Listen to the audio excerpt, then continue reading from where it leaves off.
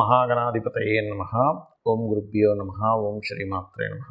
పరమేశ్వర స్వరూపమైనటువంటి జ్యోతిష, వాస్తు మరియు ఇతర అనేకమైనటువంటి శాస్త్రములను మనకు అందించినటువంటి మహర్షులకి నమస్కారం. హయగ్రీవ హయగ్రీవ హయగ్రీవేతి యో వదేత్తస్య నిస్సరతే వాణి జన్మకన్యా ప్రవాహవత్.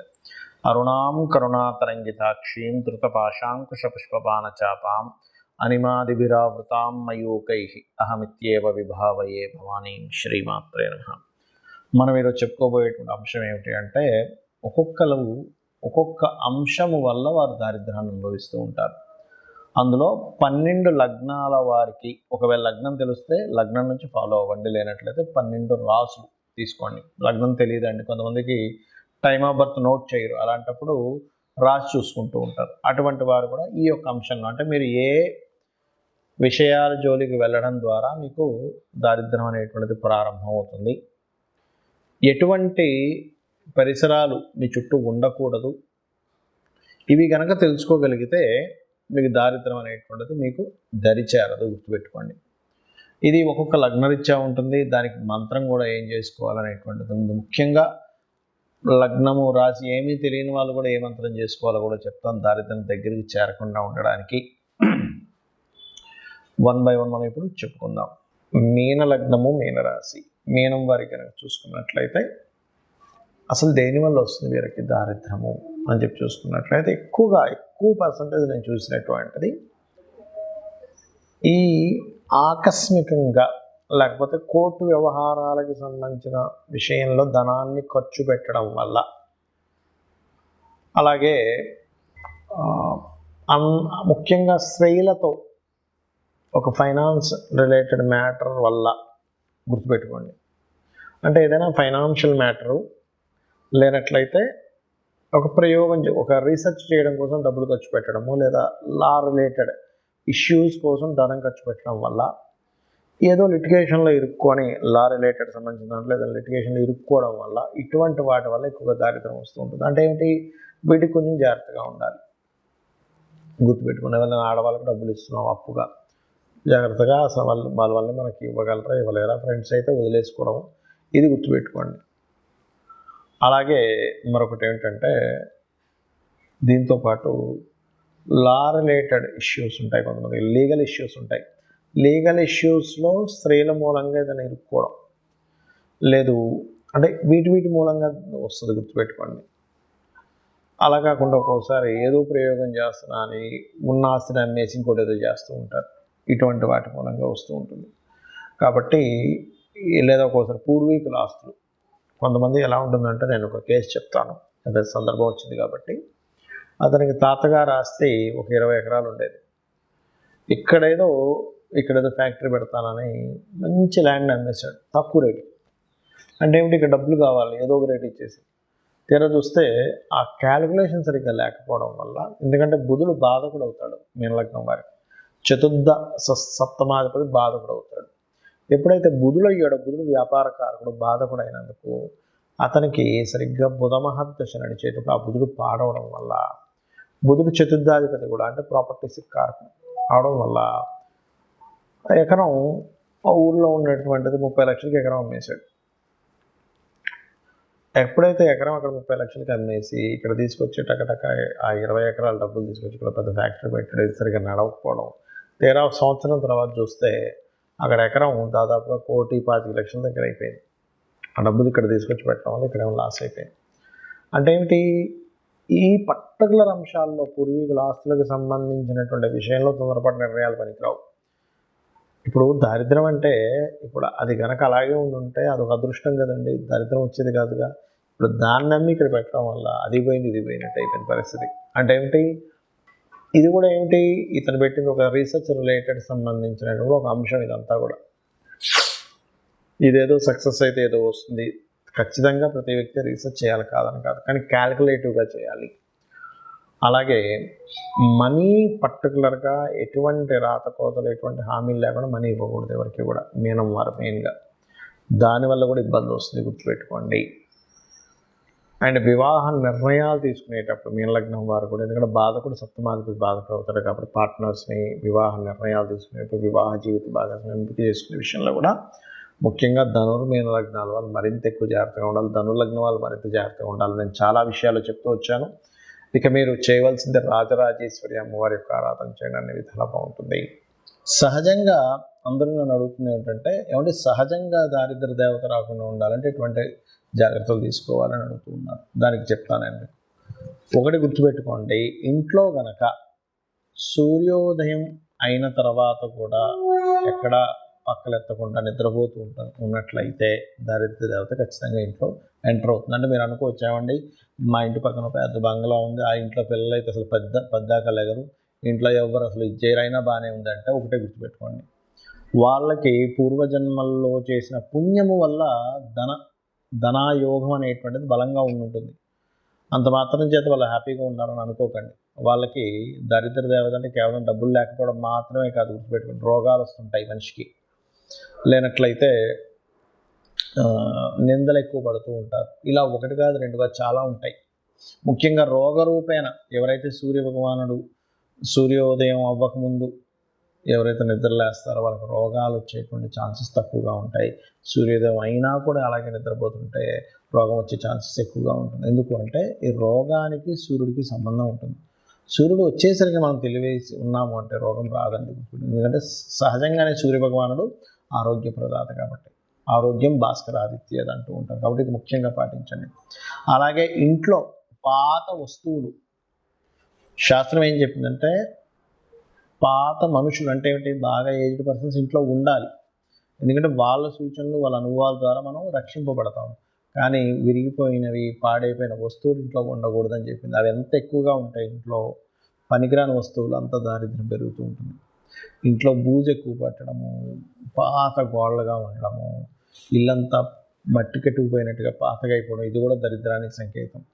ఇంట్లో చినిగిపోయిన వస్త్రాలు ఉన్నట్లయితే, ఇప్పుడు ఒకటండి, ధనం లేదు, బాగా పేదరికం అనుభవిస్తున్నారు, చినిగిన వస్త్రం వేసుకోవడమే అతనికి ఇంకా గత్యంతరం మరొకటి లేదన్న వాళ్ళకి మనం ఏం చేయలేం. కానీ కొంతమంది ఏం చేస్తారంటే తెలియక చినిగిన వస్త్రం ధరిస్తారు.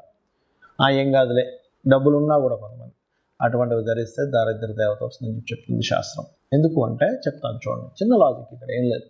చినిగిన వస్త్రం వేసుకుని ఎక్కడికి వెళ్ళాను, చూశాడు, మన మీద అంచనా వల్ల ఆ వ్యక్తికి చినిగిన వస్త్రాలు వేసుకున్నా అంటే ఈ వ్యక్తి దగ్గర ఏమీ లేదేమో, చాలా దారిద్రంలో ఉన్నాడేమో, ఈయనకి పెద్దగా మనం మర్యాద ఇవ్వవలసిన పని లేదు అనుకునే వాళ్ళు కూడా ఉన్నారు. అందరూ అలా ఉన్నారని నేను చెప్పట్లేదు. కాబట్టి ఆ యొక్క విషయంలో వస్త్రం చాలా జాగ్రత్తగా ఉండాలి. వస్త్రం చాలా మంచి వస్త్రం వేసుకోవాలని మనకు శాస్త్రాలు చెప్తున్నాయి. అలాగే మరొకటి ఏంటంటే, ఇక్కడ మీకు లగ్నం తెలియదు, రాశి తెలియదు, కానీ దరిద్రం రాకూడదు. కొన్నిసార్లు ఏమవుతుందంటే దారిద్ర భావము అని ఉంటుంది జ్యోతిష్ శాస్త్రంలో. 3వ స్థానాన్ని దారిద్ర భావము అంటారు. ఆ 3వ అధిపతి గనక మీకు లగ్న సంబంధాలు ఏర్పడినప్పుడు ఎప్పుడు ఏదో ఒక పెయిన్, ఏదో ఒక దారిద్రం మీ వెంట పడుతూనే ఉంటుంది. అప్పుడు మీరు చేయవలసింది ఏమిటంటే, విష్ణు సహస్రనామాల్లో ఒక నామం ఉంది. మీకు దారిద్రం పోవడానికి, మీకు ఎప్పుడు పెయిన్ ఉంటే పోవడానికి ఏమిటది అంటే ఓం మధుసూదనాయ నమః. ఈ నామం మీరు ఎంత చేస్తూ ఉంటే అంత దారిద్రం అనేటువంటిది తగ్గుతుంది. కొంతమందికి థర్డ్ కనెక్టివిటీ వచ్చినప్పుడు దారిద్రం ఉండదు, కానీ అది ఎలా ఉంటుందంటే ఎప్పుడూ కష్టపడుతూనే ఉన్నానండి, చిన్నప్పటి నుంచి నా పని కష్టపడటమే, చిన్నప్పటి నుంచి ఏదో పెయిన్ అనుభవించడమే అంటూ ఉంటారు. అటువంటి వారికి కూడా ఈ యొక్క మంత్రం బ్రహ్మాండంగా పనిచేస్తుంది, గుర్తుపెట్టుకోండి. అలాగే ఇంకొక విషయం ఏంటంటే, ఇంకో దారిద్రం గురించి చెప్తాను. మనం తిన్న కంచంలో కడగకూడదు. తిన్న కంచంలోనే కడిగేస్తారు చాలామంది. శాస్త్రాల్లో మనకి మనం ఏదైనా ఆహారం భుజిస్తున్నామంటే దాన్ని యజ్ఞం కింద చెప్పారు. ఇదొక యజ్ఞము. మరి యజ్ఞం చేసిన దగ్గరే మనం చేయగలుగుకుంటామా? యజ్ఞం కుండంలో కడుక్కోం కదా. కాబట్టి తిన్న కంచం అంత పవిత్రమైనటువంటి విషయంగా చెప్పారు కాబట్టి అది చేయకండి.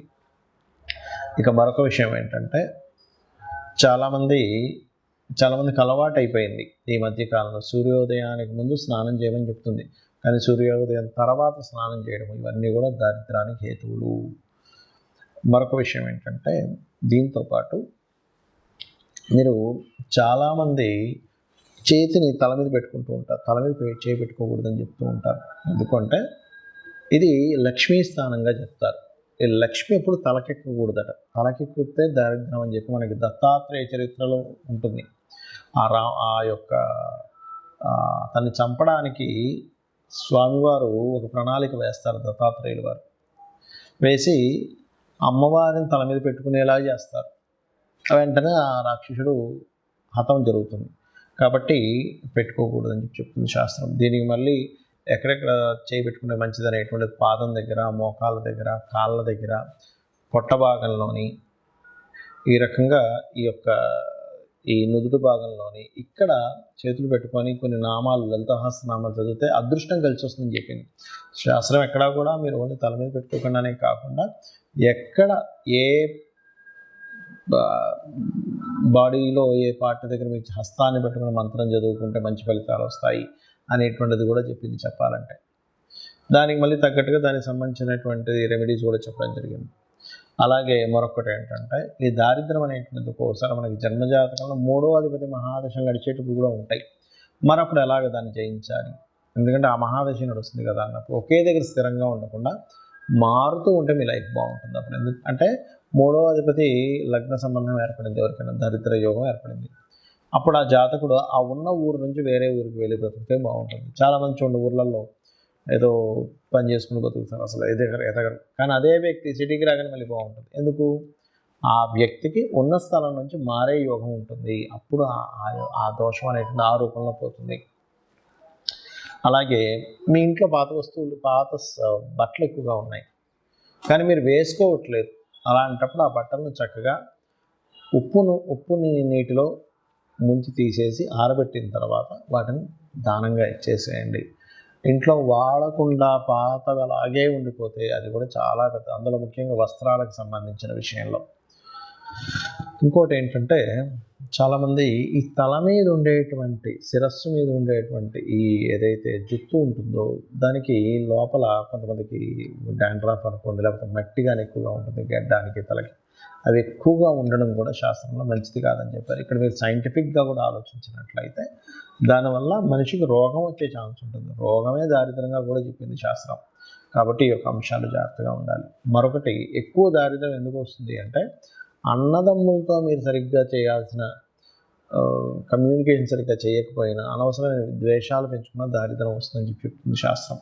అంటే అన్నదమ్ములతో, అక్క చెల్లెలతో చిన్న చిన్న విషయాలు పట్టుకొని వాటిని ద్వేషంగా మార్చుకొని వాటిని మిస్అండర్స్టాండింగ్గా చేసుకుంటే, ఎందుకంటే 3rd హౌస్ ఈజ్ దారిద్ర స్థానం. 3వ స్థానాన్ని దారిద్రము, పరాక్రమము, పౌరుషము, ధైర్యం ఇవన్నీ చెప్పారు. అందులో దారిద్రం కూడా ఉంటుంది. మీరు ఇక్కడ ఎప్పుడైతే మీరు ఇది చేస్తుంటారు అదొకటి. ఇంకా అన్నిటికంటే గొప్పది చెప్తాను చూడండి. మీరు గాసిప్స్ కనుక వాళ్ళు అలాగంట వీళ్ళు ఇలాగంట అని ఎంతైతే మీరు చెప్పుకుని ఉంటారో అదే మెయిన్ ముఖ్యంగా దారిద్రానికి హేతువుగా శాస్త్రాల్లో చెప్పబడింది. దానికి మరి ఏమిటండి పరిష్కారము అంటే, మధుకైటబుల వధ అని ఉంటుంది శాస్త్రంలో. మనకి మీరు వినే ఉంటారు, విష్ణువు యొక్క చెవులో నుంచి వస్తారు మధుకైటబులు అని అంటారు. అతను బ్రహ్మని మాతో నువ్వు పోట్లాడు, లేకపోతే నువ్వు మా చేతిలో చచ్చిపోతావు, సంథింగ్ అట్లాంటి భయపెట్టేసరికి ఆ బ్రహ్మ వెళ్ళి విష్ణుమూర్తిని ప్రార్థించడం జరుగుతుంది. అప్పుడు విష్ణుమూర్తి నిద్రలో ఉన్నట్టుగా ఉండగానే ఆ నిద్రకి ఎవరైతే కారకులో ఆ అమ్మవారిని ప్రార్థించడం జరుగుతుంది. అప్పుడు ఆ మధుకైటపుని సంహరించడానికి ఆ యొక్క మహావిష్ణువు నిద్ర లేచి వాళ్ళిద్దరితో యుద్ధం చేస్తాడు. కానీ ఎంత యుద్ధం చేసినా వాళ్ళు చనిపోరు. అప్పుడు వాళ్ళు ఏం చేస్తారంటే, కాసేపు రెస్ట్ తీసుకుంటా అన్నప్పుడు ఈ అమ్మవారిని అడుగుతాడు మహావిష్ణువు, తల్లి నేను ఎంత సంహరించినా వీళ్ళు చావట్లేదు, మరి ఎలాగా అంటే ఒక ఉపాయం ఇస్తుంది అమ్మవారు. ఏమిటి ఆ ఉపాయం అంటే, ఇతనే వరం ఇస్తా అంటాడు మధుకైటపుడు విష్ణువు. నేను మీతో ఎన్ని సంవత్సరాలు 1000 సంవత్సరాలు యుద్ధం చేసిన అయినా సరే మీరు చాలా బాగా యుద్ధం చేశారు, కాబట్టి నేను మీకు వరం ఇస్తున్నాను తీసుకోండి అంటే, వాళ్ళ మదం ఉంటుంది కదా, ఏంటి నువ్వు మాకు ఇచ్చేది ఏంటి వరం, నేనే మీకు వరం ఇస్తున్నాను అంటాడు ఆ మహావిష్ణువుకి వీళ్ళిద్దరు అన్నప్పుడు. అప్పుడు ఆ మహావిష్ణువు ఏం చేస్తారంటే, సరే మీరు మాట తప్పకూడదంటే సరే మాట తప్పమంటారు. మీరిద్దరూ నా చేతిలో చనిపోవాలని మహావిష్ణువు కోరుకుంటాడు. అప్పుడు వాళ్ళు ఏం చేస్తారంటే, ఓహో అలాగా అయితే చనిపోతాం కానీ నీరు లేని ప్రదేశంలో మమ్మల్ని చంపాలి అంటారు. కానీ అది మొత్తం నీరే. నీటి మధ్యలో ఇతను శేషపాను పైన ఉంటూ ఆ యొక్క పద్మం నుంచి వచ్చినటువంటి బ్రహ్మగారిని చంపుదాం అనుకున్నారు కదా వీళ్ళు. సరైనప్పుడు ఏం చేస్తారు, అలాగే అని ఇతని శరీరాన్ని పెద్దగా పెంచి అతని తొడల మీద వేసి ఇతన్ని చంపేస్తారు. ఇది మధుకైటబుల వధ ఎవరైతే వింటారో వాళ్ళకి కూడా దారిద్ర నాశనం జరుగుతుంది అని చెప్పి శాస్త్రవచనం. శ్రీమాత్రే నమః.